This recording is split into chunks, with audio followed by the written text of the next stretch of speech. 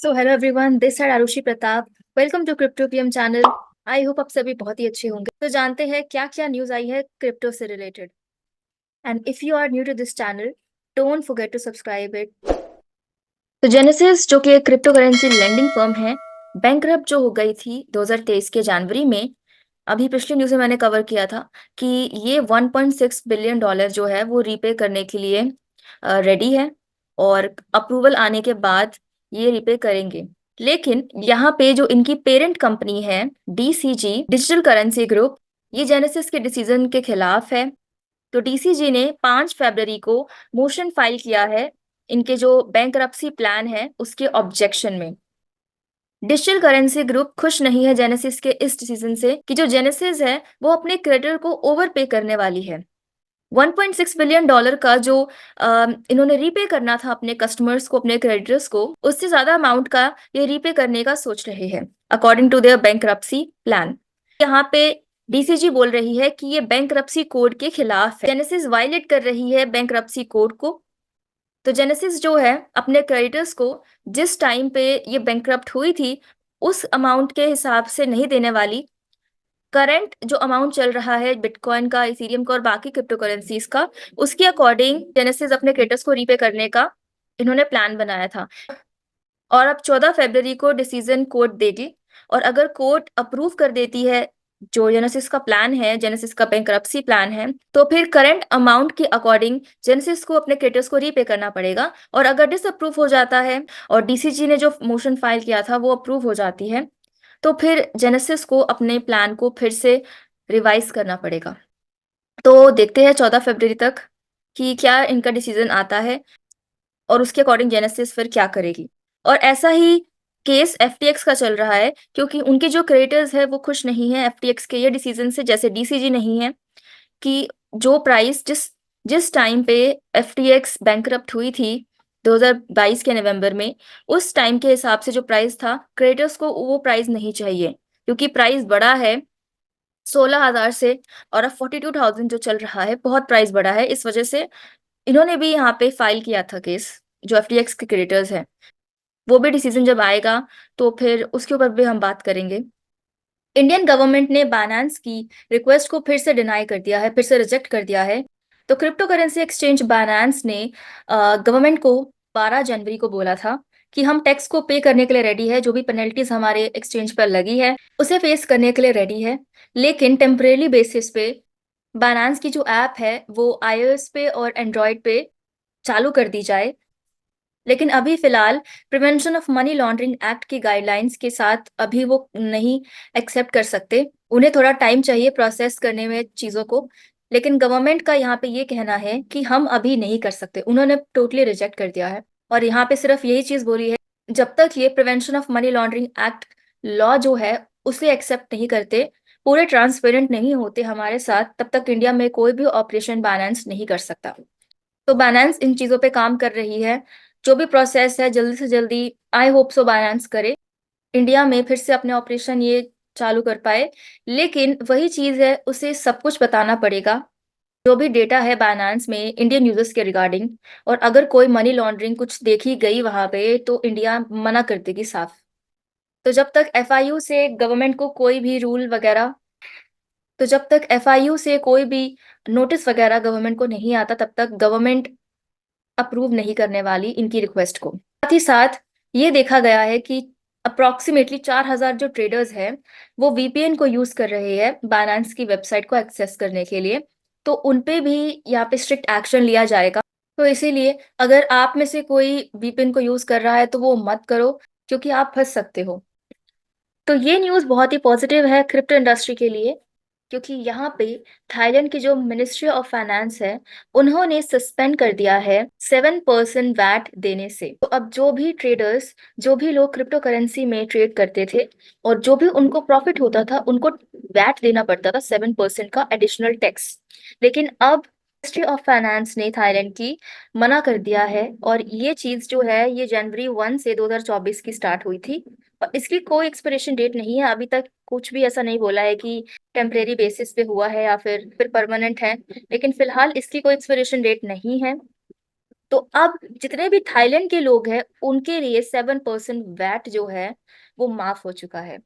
तो यहाँ पे थाईलैंड की जो सरकार है वो चाहती है कि थाईलैंड में क्रिप्टो करेंसी को, डिजिटल एसेट्स को लेकर लोग और ज्यादा पॉजिटिव हो, थाईलैंड और ज्यादा डेवलप हो डिजिटल वे में। लेकिन अभी जो टैक्स लॉज है क्रिप्टो के लिए, जो टैक्स लॉज है उसमें अभी कुछ भी नहीं बताया गया है, सिर्फ 7% वैट की यहाँ पे बात हुई है। माइक्रो स्ट्रैटेजी ने अनाउंस किया है कि उन्होंने पिछले साल के फोर्थ क्वार्टर में 31,755 बिटकॉइन खरीदे थे। माइक्रो स्ट्रैटेजी की जो इन्वेस्टमेंट रही है वो इन 3 साल में सबसे ज्यादा, जो इन्होंने क्वार्टरली परचेज किया है उसमें से सबसे ज्यादा इस क्वार्टर की रही है, जो कि है 31,224 पर बिटकॉइन, जिसका वैल्यू है $5.93 बिलियन। तो अब बात आती है जनवरी 2024 में इन्होंने 850 बिटकॉइन खरीदे हैं $37.2 मिलियन के हिसाब से। और इसकी वजह से अब इनका जो होल्डिंग हो चुका है वो 1,90,000 बिटकॉइन ये होल्ड करते हैं अब। तो माइक्रो स्ट्रैटेजी को 2023 के फोर्थ क्वार्टर में इतना प्रॉफिट नहीं हुआ है, लेकिन फिर भी ये बिटकॉइन को बाय कर रहे हैं। तो जैसे कि हम सोलाना नेटवर्क को जानते हैं कि ये चीज पहली बार नहीं है कि हुई है, 11वीं बार ये चीज हो रही है। लास्ट हमें आउटेज 2023 के फरवरी में देखने को मिला था, उससे पहले 2022, और उससे पहले 2021 के सितंबर में, जबकि सोलाना का जो नेटवर्क है वो 18 घंटे तक उस टाइम बंद रहा था। इस बार इन्होंने 25 मिनट बाद देखा कि कोई नया ब्लॉक प्रोड्यूस ही नहीं हो रहा है। जिस तरीके से पहले जब आउटेज हुआ था तो पहले जो कॉजेस बताए गए थे, या फिर ये टेक्निकल इशू की वजह से हुआ है, सॉफ्टवेयर बग की वजह से, या फिर कुछ मैलिशियस अटैक यहाँ पे हुआ था, तो अभी कुछ कंफर्म नहीं है कि किस वजह से, कोई क्या रियल रीजन था इनका जो नेटवर्क है वो डाउन है।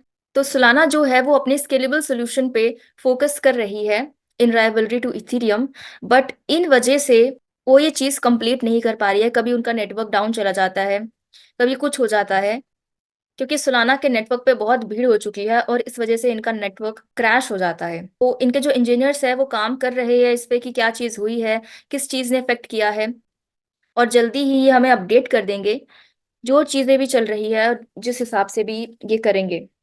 मीनवाइल जितने भी लोग सोलाना से इंटरेक्ट अभी हो रहे हैं या फिर हुए थे, तो उन जो भी उन्होंने ट्रांजेक्शन की होगी वो उसके ऊपर उनके नेटवर्क पे रिकॉर्ड नहीं होगी, क्योंकि कोई ब्लॉक प्रोड्यूस नहीं हो रहा है। India's WazirX Zebpay CEOs collaborate to debut new crypto venture. तो वजीर एक्स के निश्चल शेट्टी और ज़ेप के अविनाश शेखर, ये दोनों ने कोलैबोरेट किया है और एक नया वेंचर बनाया है जिसका नाम है पाई 42। तो ये एक इंडियन परपेचुअल फ्यूचर एक्सचेंज है, और इंडिया में पहली बार ऐसा कोई परपेचुअल फ्यूचर एक्सचेंज है जिससे आईएनआर में आप ट्रेडिंग कर सकते हो। यहाँ पे बताया जा रहा है कि ये जो एक्सचेंज है ये अलाइन कर रहा है prevention of money laundering act की गाइडलाइन से, और साथ ही साथ इन्होंने एफआईयू के साथ रजिस्टर भी कराया है। इनका कहना ये है कि अराउंड जो स्पॉट मार्केट है क्रिप्टो की, इंडियन जो मार्केट है उसमें 30 to 35 मिलियन पीपल जो है वो स्पॉट मार्केट को यूज करते हैं। 7 to 10 मिलियन पीपल जो है वो as a potential candidates futures trading के लिए देखे गए हैं। तो ये जो है, जितने भी इंडियन यूजर्स हैं जो कि आईएनआर में करना चाहते हैं वो इस एक्सचेंज को यूज कर सकते हैं। अब ये जो एक्सचेंज है, यहाँ पे ये अपनी वेबसाइट पे ये दिखा रहा है कि no 1% TDS, no flat 30% tax, 10 to 20x leverage ये दे रहा है, और ऑफसेट लॉसेस, आप लॉसेस को ऑफसेट कर सकते हो। तो इस एक्सचेंज का कहना है कि यहाँ पे आप इसको अगर यूज करोगे तो कोई टीडीएस नहीं लगेगा, कोई 30% का टैक्स नहीं लगेगा। तो ये इन चीजों को प्रमोट यहाँ कर रहे हैं, जो कि जिसको सुन के लोग उनकी तरफ अट्रैक्ट होंगे। जाहिर सी बात है कोई नहीं चाहता 30% टैक्स देना अपनी ट्रेडिंग पे या टीडीएस कटे। तो परपेचुअल पे तो वैसे भी टीडीएस जो है वो नहीं कटता है, बट 30% टैक्स का कुछ कह नहीं सकते। तो जितने भी लोग हैं जो कि फ्यूचर्स ट्रेडिंग करना चाहते हैं वो इस एक्सचेंज को यूज कर सकते हैं, अगर उन्हें ये एक्सचेंज सही लगता है तो। अपने रिसर्च के अकॉर्डिंग करना, ऐसे किसी भी एक्सचेंज की बातों में मत आके करना, पूरा का पूरा रिसर्च करके करना, क्योंकि बहुत सारे एक्सचेंजेस है जो कि शुरू शुरू में ऐसी चीजें बोलते हैं, बट आने वाले टाइम में हम सभी जानते हैं। और यहाँ पे अगर हम इनके फी स्ट्रक्चर में जाएंगे तो आईएनआर डिपॉजिट फी जो है, मैनुअल बैंक ट्रांसफर वो फ्री है, लेकिन अगर इंस्टेंट बैंक ट्रांसफर आप करोगे तो उसमें 0.1% का पर ट्रांजेक्शन वैल्यू आपको देना पड़ेगा। और अगर विड्रॉल फी की बात करें तो 15 रुपीज़ जो है पर विड्रॉल आपको लगेंगे। और बाकी आप अगर ट्रेडिंग फीस की बात यहाँ पे हम करें तो ये सब यहाँ पे दे रखा है। तो ये 5 एसेट्स को सपोर्ट करता है, बीटीसी को, इथेरियम को, एक्सआरपी को, सोल को और मैटिक को। साउथ कोरिया की जो गवर्नमेंट है उन्होंने क्रिप्टो क्रिमिनल्स के लिए एक रेगुलेशन बनाया है जिसमें उनको लाइफ इम्प्रिजनमेंट तक हो सकती है। तो क्रिप्टो करेंसी से रिगार्डिंग ये रेगुलेशंस बनाए जा रहे हैं साउथ कोरिया में, ताकि मार्केट क्राइम से इन्वेस्टर को प्रोटेक्ट किया जा सके। 3.8 मिलियन डॉलर से ज्यादा अगर कोई क्रिप्टो प्रॉफिट इलीगली कमाता है तो उसे लाइफ इम्प्रिजनमेंट तक हो सकती है।